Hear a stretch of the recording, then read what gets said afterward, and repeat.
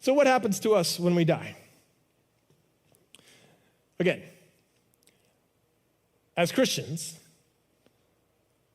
we have the hope in Jesus Christ. That because he lived and died and lived again, that we shall live again also. This class has tried to grasp and understand the difficult question of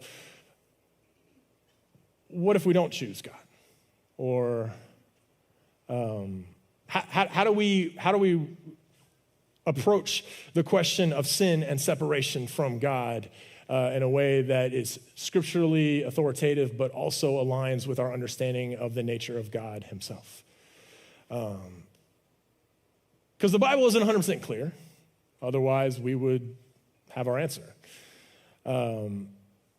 But throughout the centuries, we have struggled to grasp a loving God and the existence of hell. And so that's kind of what this class series, I believe, was about, was to present to you the three ideas. The traditionalist view, eternal conscious torment. You're there in hell forever and you know it. The universalist view that says, the love of God means that everyone will love God eventually. And there's really no longer a need for hell, because wouldn't that be the biggest moment of glory for God, that not only is there not a need for hell, but there isn't a hell anymore. And the annihilationalist is kind of in the middle. They're kind of like, well, that's not what I read in Scripture, but I'm still having a hard time believing that people who are either sent there or choose it themselves will be punished forever. And so I look at those other scriptures and go to annihilationism.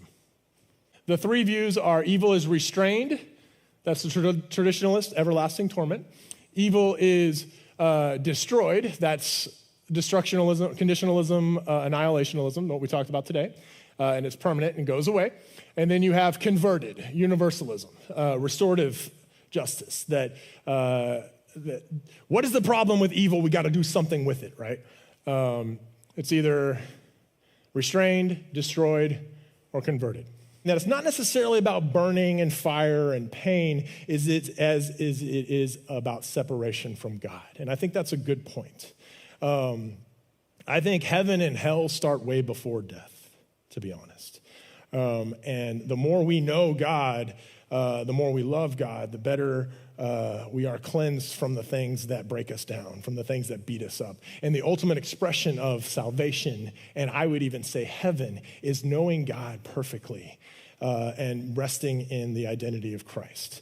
And so the opposite of that would be having no semblance of God whatsoever, of being lost and not knowing the one who loves you and created you. And so I would highlight what you said as good, that when I think of heaven and hell, I don't think of it as much as a place of burning and a place with pearly gates. I think of it more as, do I more fully know God and Christ, or do I have no semblance? And I've dehumanized. I think the becoming more and more like the image of Christ and becoming less and less like the image of a human is very apt in this conversation.